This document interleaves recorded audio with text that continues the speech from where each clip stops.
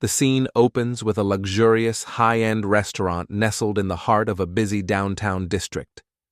The soft murmur of a fine dining experience hums in the background, while the sound of the rain tapping against the windows adds an extra layer of atmosphere. The camera shifts to focus on Marcus, a black man in his early 30s, dressed in an expensive but casual suit. He strides confidently through the restaurant's sleek glass doors, his posture tall and assured. But today, he just wants to enjoy a quiet meal, away from the demanding world of business. The camera follows Marcus as he walks through the restaurant, scanning the room with an air of familiarity. He's no stranger to this establishment. He's dined here several times before, each visit marked by a sense of quiet luxury. Today, however, he's looking for a moment of peace. As he approaches a table near the back, he's greeted by Sarah, a young white hostess in her early 20s. Her smile is warm, but there's something off in her eyes as she sizes him up, a brief moment of hesitation before she leads him to the table.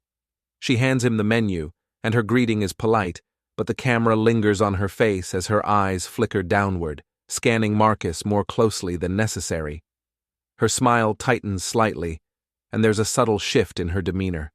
The camera cuts to Sarah's perspective, and we see her eyes narrowing just a little too much as she watches Marcus settle in. Without a word, she begins to turn away, but her mind is already running ahead. Someone like him, in here, she thinks. In that split second, an assumption begins to form in her mind, a quiet judgment. Marcus, for all his quiet confidence, doesn't fit the image of the typical diner here. After all, this restaurant's clientele is often reserved for people who match the polished, affluent standards Sarah is used to. But what she doesn't know is that she is about to make a massive mistake that will soon turn the tables.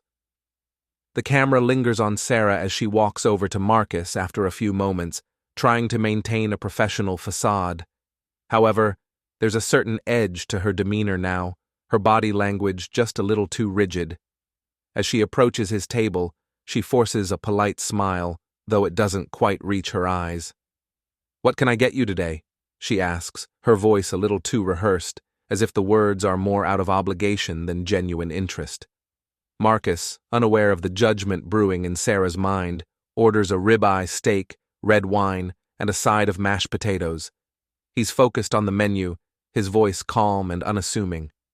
He seems comfortable, perhaps too comfortable for Sarah's liking. As she jots down his order, her mind is already working behind the scenes, calculating in the back of her head. Does he look like someone who can afford this? She wonders. The last time she had a customer in this suit, they barely left a tip and fought her over the bill. Her thoughts turn to past experiences, where people like Marcus were often the ones who caused trouble, ordering lavish meals and leaving her with nothing to show for it but a complaint. She figures she'll do what she's done before, just to be safe. The tactic she's used before on new customers. Just a quick precaution. Minutes later, Sarah returns with Marcus's food. She places it on the table, and before he can say anything, she looks at him with a flat expression and says, "I'll need you to pay up front today." The words hang in the air, sharp and cold, like a slap in the face. Marcus, taken aback, pauses for a moment. The question lingers in his mind as he looks up at her, a genuine frown furrowing his brow. "What do you mean, pay up front?" he asks, his voice calm but now carrying the weight of confusion and disbelief. Sarah stands there, almost unflinching in her response. Her tone is curt, as though she's already justified her actions in her mind. "We only ask customers who are new or who might look like they can't pay to pay up front." Her eyes flicker briefly with something almost defensive, as though expecting Marcus to accept her decision without question. The camera cuts to Marcus's face, which is now showing a mixture of discomfort and growing suspicion. She thinks she's simply taking precautions, doing her job, but her words seem to underline a judgment that Marcus can't ignore. He pauses for a second, processing her words, then responds, trying to keep his voice steady. "I've dined here before, ma'am. Why would you ask me to pay up front?" His voice is no longer calm, but controlled, tinged with frustration. Sarah, as though not hearing the shift in his tone, brushes it off dismissively. "I'm sorry, sir. It's just policy." Marcus's eyes narrow, and the tension in his body becomes apparent. He sits up straighter, his posture straightening as he processes the humiliation of the moment. This isn't just an inconvenient misunderstanding. This feels like a statement, a slight against his dignity. His fingers curl slightly at his sides as he tries to keep his composure. The camera zooms in on his face, revealing the growing frustration and confusion in his eyes. Sarah stands there, holding the checkbook, unfazed by Marcus's discomfort. To her, this is routine, just a standard procedure, nothing personal. But to Marcus, this isn't just about policy. It's about a system that seems to be designed to humiliate him, to place him in a category he doesn't belong in. The camera shifts to show Sarah's face briefly, her expression unchanged as she waits for Marcus to hand over his card. There's a chilling nonchalance in her demeanor, as though she sees no harm in what she's doing. Marcus's frustration turns into quiet disbelief as he stands up. He gently sets his napkin down, his shoulders squared, his body tense. The camera catches the moment he rises, his stature, his commanding presence contrasting sharply with Sarah's dismissiveness. He looks down at her, holding her gaze for a moment, trying to decide whether to say something or to simply walk away. But instead of letting this moment slip by, he chooses to confront the situation head-on. The camera zooms in on Marcus's face. His eyes show disappointment, frustration, and resolve. The scene plays out in slow motion as Marcus speaks, his voice steady but firm. "I'm sorry, but you've just crossed the line." His words cut through the air like a sharp blade. "I'll be paying for my meal today, but not in the way you expect." The tension is palpable as the entire restaurant seems to hold its breath. Sarah, her posture still rigid, stands momentarily speechless. There's a brief flicker of surprise in her eyes. Perhaps she's starting to realize that Marcus is not just another customer. But the damage has been done. The assumptions have already been made, and now they have consequences. Marcus's response: "I think I deserve a little more respect, don't you?" Marcus says quietly, his voice firm, but carrying the weight of a momentous shift. He takes a slow breath, his calm demeanor masking the frustration that has been building. Without further hesitation, he reaches into his coat pocket, the fabric of his suit rustling softly. The camera zooms in on his hand as he pulls out an elegant business card. With a measured motion, he slides the card across the table toward Sarah. "Take a look at this, ma'am." Sarah eyes the card skeptically, still unsure of what to make of this confrontation. She hesitates, but curiosity and a sudden unease get the better of her. Slowly, she picks it up, her fingers lightly brushing the smooth surface.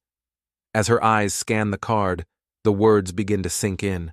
Her breath catches in her throat as the full weight of the revelation lands on her. The card reads, "Marcus Williams, owner, Williams Restaurants Group." The camera zooms in on Sarah's face as her jaw slackens in disbelief. Her eyes widen, her pupils dilating with shock. She blinks twice, as though trying to confirm the words before her. The realization hits her like a freight train. This man, the one she just assumed couldn't possibly afford the meal, is not only well-dressed, but he's also the very owner of the restaurant she works for.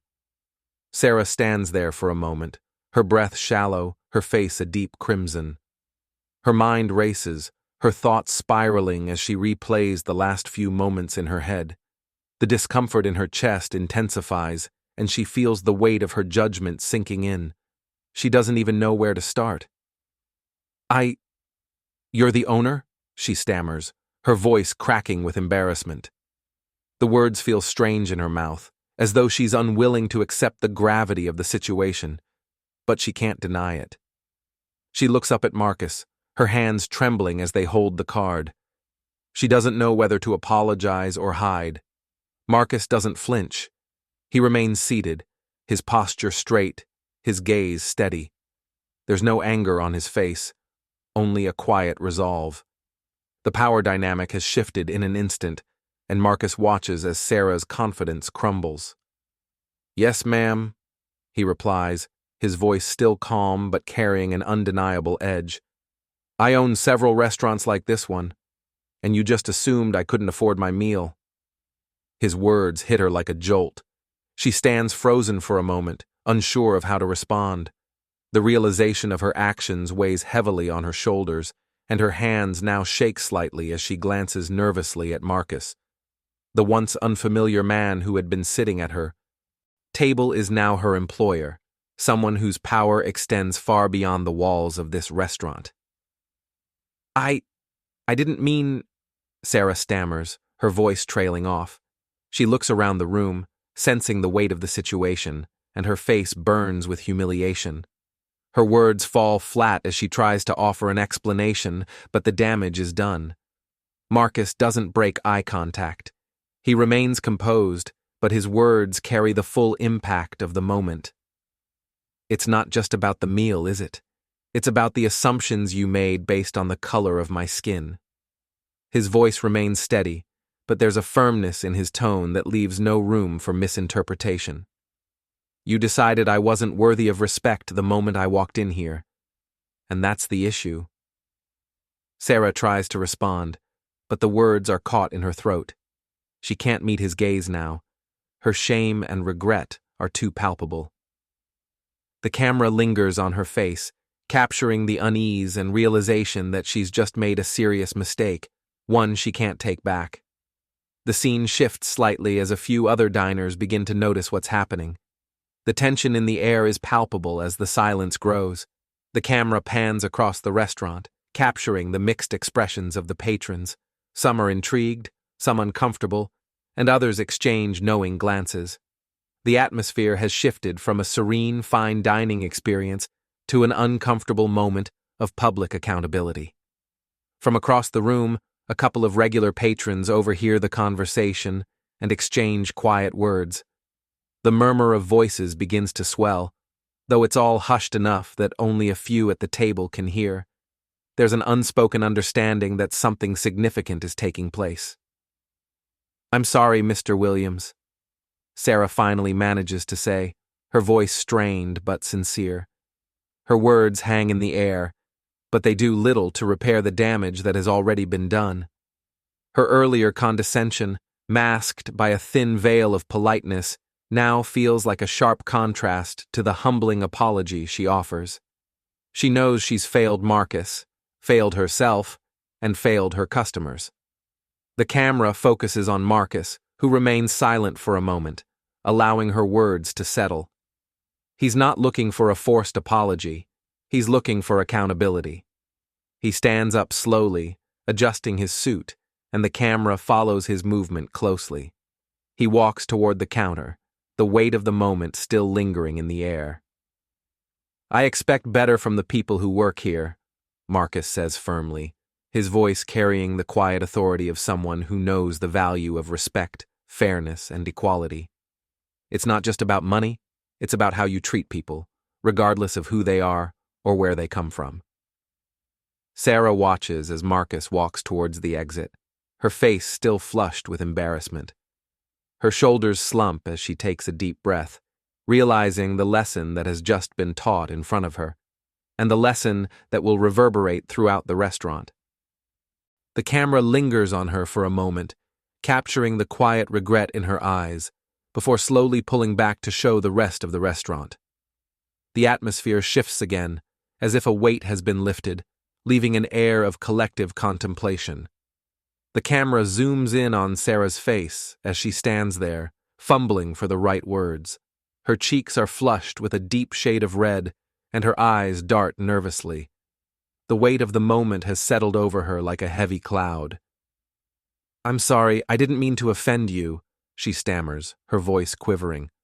Her attempt to apologize feels insufficient in the face of her actions, and it's clear that she is struggling to make things right. Marcus, however, doesn't seem moved by her apology. He stands tall, his posture impeccable, and his composure unshaken by her words. He looks directly into her eyes, his voice calm, but carrying an undeniable authority. "You didn't offend me," he responds steadily. "You judged me. You assumed I couldn't pay because of how I look." The camera holds on Marcus as he takes a slow, deliberate step toward Sarah. He doesn't look angry, but there's a quiet intensity in his gaze that commands attention. "This kind of bias is not just unfair, it's unacceptable," he continues, his words cutting through the air with clarity. The room feels even heavier now, as the tension builds, and the uncomfortable silence hangs thick between them. Around them, the surrounding customers, who had been quietly observing the situation, begin to murmur among themselves. The whispers grow louder as some people pull out their phones, recording the scene.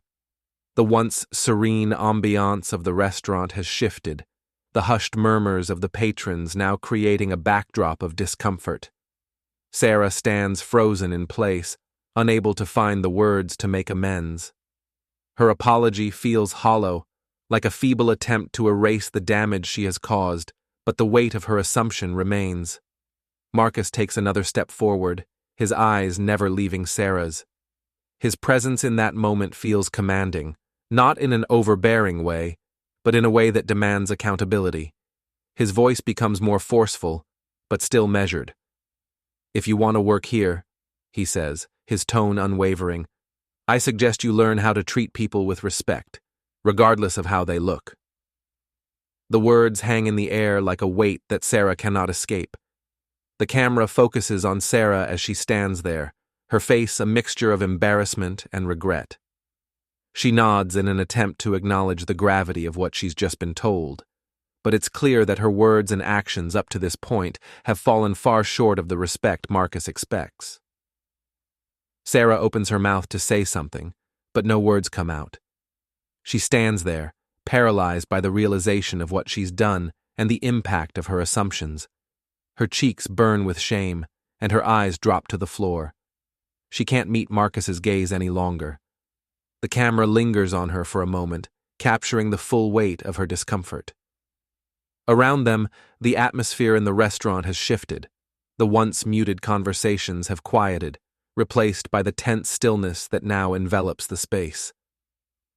Patrons are still recording the encounter on their phones, some glancing at one another, silently processing the exchange they've just witnessed. Marcus takes another step back, his gaze still firm, but no longer as confrontational. He knows that his words have already made their impact, but he doesn't leave without one final piece of wisdom. "Respect is not a luxury," he says, his voice carrying through the now silent room. "It's a right, and no one should be judged based on how they look." The room remains still, and Sarah finally looks up, her face still flushed with humiliation. She opens her mouth to speak, but the words seem inadequate now. She knows she can't undo what's been done, and the damage has already been done in front of a room full of people. It's clear that her assumptions, based on biases, have been exposed for everyone to see. As the final words hang in the air, the room remains quiet, the uncomfortable tension lingering in every corner of the restaurant. Marcus, seemingly unaffected by the discomfort around him, straightens his suit and looks toward the exit. The confrontation is over, but the impact remains. He walks towards the door, his steps measured and confident. The camera follows him for a moment, capturing his steady, unfazed walk as he exits the restaurant, leaving Sarah behind.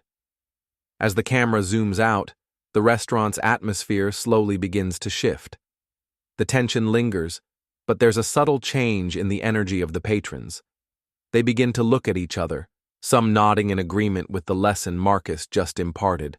Others shift uncomfortably, but none of them can deny that something significant has just occurred. The uncomfortable silence is broken, not by more words, but by a sense of unspoken understanding.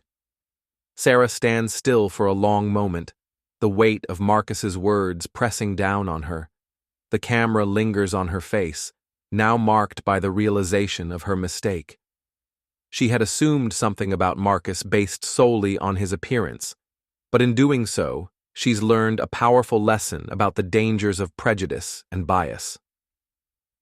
The camera holds for a few moments as Sarah looks around the restaurant, her face still flushed with embarrassment, before she quietly walks away.